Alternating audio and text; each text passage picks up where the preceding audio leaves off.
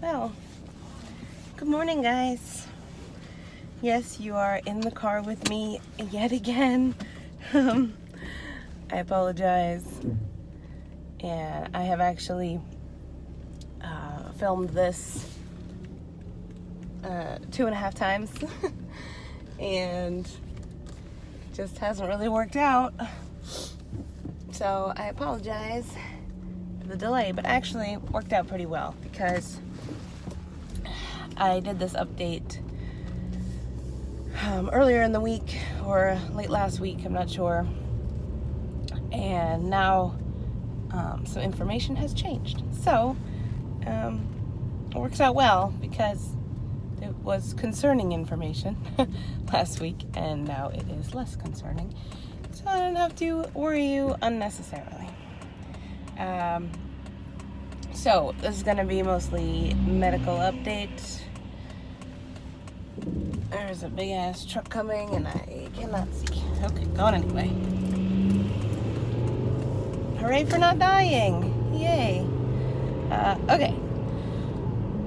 So yeah, mostly medical update.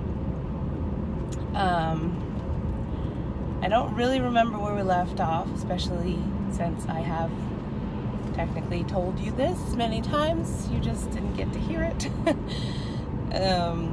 So I contacted my regular doctor, my general practitioner, primary care doctor, and I sent her all of my test results from all of the specialists that I have seen, and I just asked her if she could look at everything and just confirm that my kidneys are okay to wait until mid-January when my rheumatologist appointment is. Because, my blood work results were all over the place and I couldn't properly read them because some things were high, some things were too low, and I don't know what any of it means, but I knew that a lot of it had to do with the kidneys, and since, lupus is on the table, lupus can really kill your kidneys if you don't know. I just wanted to make sure that I wasn't doing any damage by waiting. So she looked at everything. This was the day before Thanksgiving. Well, the day before Thanksgiving Eve is when she looked at everything. And then she called me and said, nothing too scary, but I want you to come in, tomorrow so we can talk about it. So I went in the day before Thanksgiving just to meet with her, and she said that the kidneys seemed fine, which is great because that, like I said, was my only concern. Kidneys seemed fine, basic body functions fine to wait until January. She was just as concerned about the Jones. Ooh, sorry. I got a new phone and it is heavier and longer than the old one, so it doesn't really fit in this thing and it's probably going to be a problem. So I'm so sorry. I promise I'm going to try to fix it. I just haven't figured out how yet.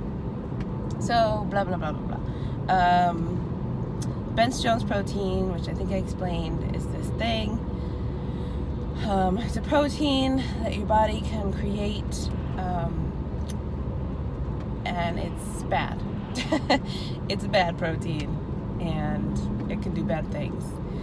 But when you have the Ben's protein being created, it essentially means one thing. Really one of two things, but they're related. So it means that you have MGUS, which is monoclonal gammopathy of unspecified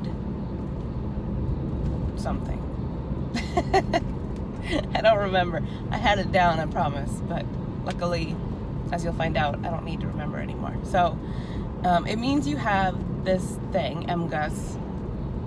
Whoa, There's chickens on the side of the road just chilling.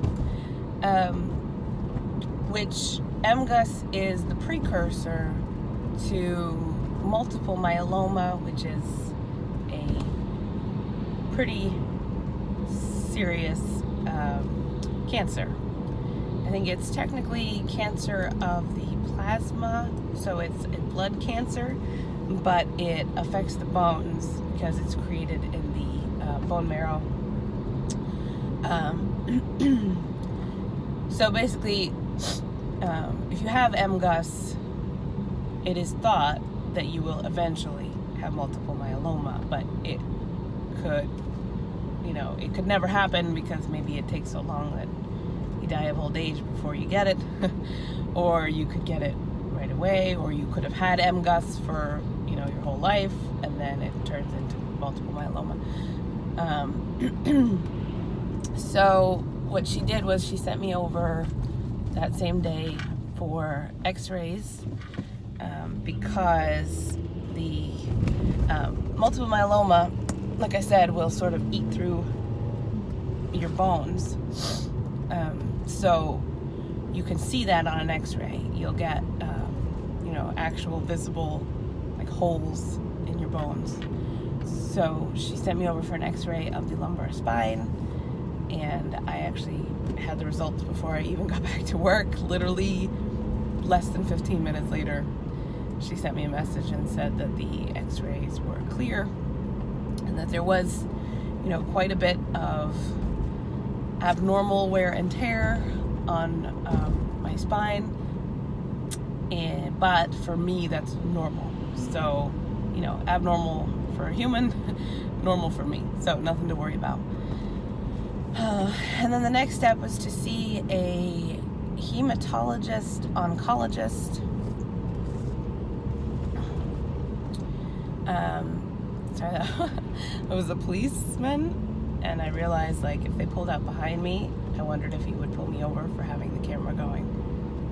I have no idea if it's illegal to film while you're driving. Probably is. But I'm hands-free, so hey. Okay, so the next step is to see a hematologist, oncologist, which they call HEMONC, which is an adorable little nickname. So my doctor called the HEMONC, and the HEMONC was supposed to call me, and the HEMONC never called me. So I sent a message to my doctor and said, hey, FYI, I haven't gotten that appointment yet. Maybe there's someone I could call. And she wrote me back and said, the receptionist wrote me back and said, actually, the HEMONC left us a message and said they don't want to see you because your test results were negative. But that they, scoffed at that, and they circled the Bence-Jones protein again on the results and refaxed it over. And I thought that was concerning because it's not really a doctor I want to see that can't read results. I mean, it's highlighted, it's bolded, it's there. And everything that I have read, of course, online. I'm so sorry about this. I promise I won't do it again. Everything I read online was 100%. If Bence-Jones protein are detected, you have this thing. That's it. And my doctor read all about it, and she agreed that's the only information she had. So yesterday, my doctor called me back and said that she spoke with the HEMONC, and they explained that you can have Bence-Jones protein, but in order to have MGUS or multiple myeloma, you need to also have this other light chain. Light chains are also a type of protein, I read all about it. I didn't really understand it, but basically they were saying, sure, she has this one thing, but she has to have this other thing for it to be something bad, and I don't have that thing. So great news, right?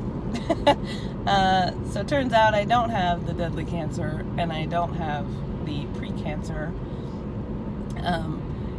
And regardless, all of this, I wasn't worried about.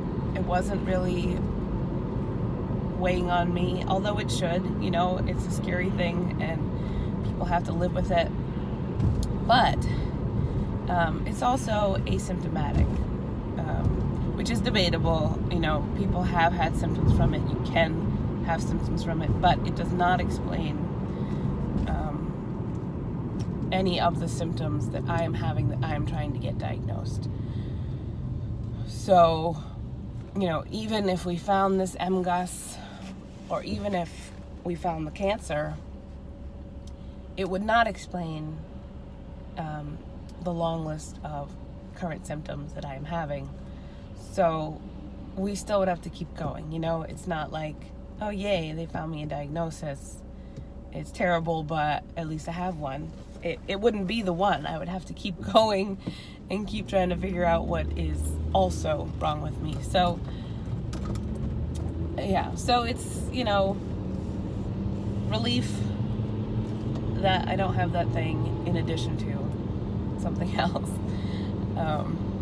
So I don't need to see the hem-onc, which is great. I'm sick of appointments, so that's good. So next up is, next week I see the neurologist for the follow-up from the nerve test. And then I wait until January 18th-ish, I think, for the rheumatologist. This is a new rheumatologist. I'm just going to bring all of my paperwork with me and say, tell me what I have. My doctor now, I think, is convinced that it's lupus. I also agree that all of the symptoms fit lupus, especially since I have recently developed Raynaud's disease, Raynaud's syndrome. It's not very scary. It's like if you get cold or stressed, some blood vessels in your small appendages will constrict. And so my fingers, will turn completely white and then completely purple. So it's creepy, but it doesn't do any permanent damage. It's whatever. But it is another checkbox in the lupus.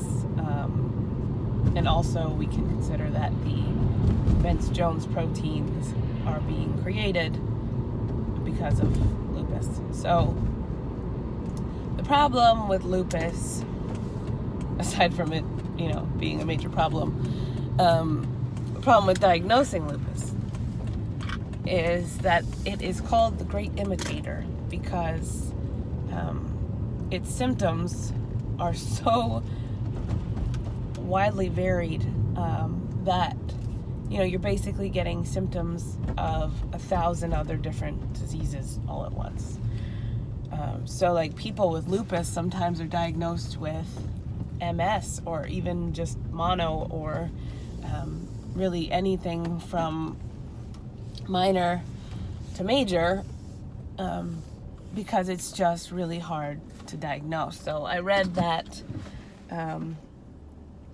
the average time it takes to get diagnosed with lupus is 6 to 7 years after your symptoms start, which is insane.